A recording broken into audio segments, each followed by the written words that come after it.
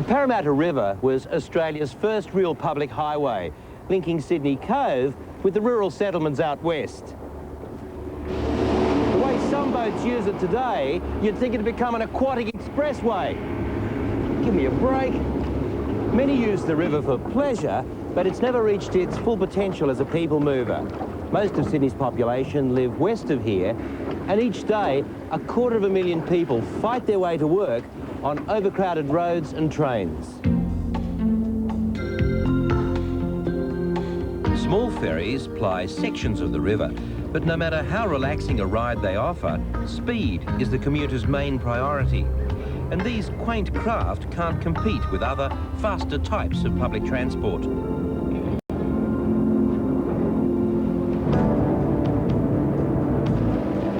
The twin-hulled aluminium Rivercat is the secret weapon designed to woo commuters off the roads and rails and back onto the waterways.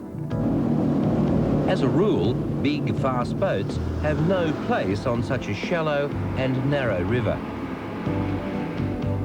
The waves they create buffet and bash environmentally sensitive riverbanks and play havoc with boats on moorings.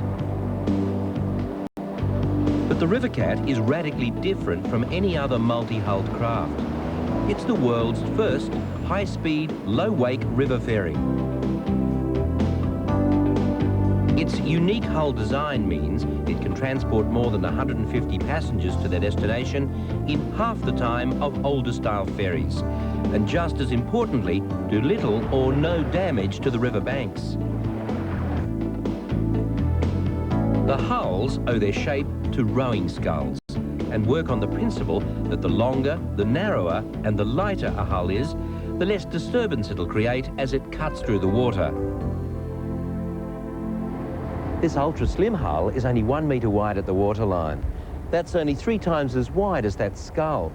And even when the Rivercat is pushed to speeds in excess of 22 knots, it creates a wake of only 10 centimetres, which fades to a ripple as it reaches the riverbank.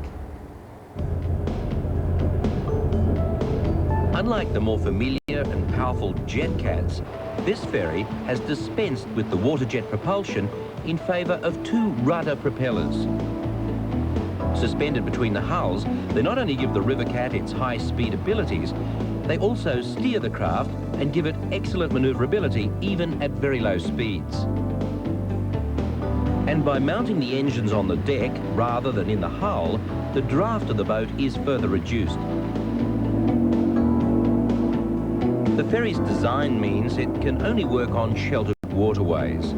But as so many large cities are building up besides rivers and protected bays, the Rivercat is unlikely to be short of passengers.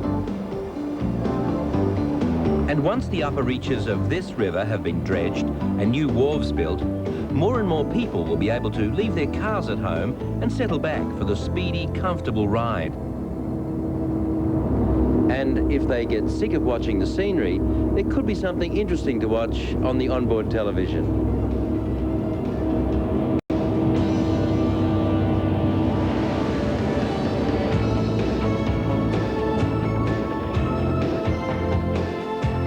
Well, that's all for this edition.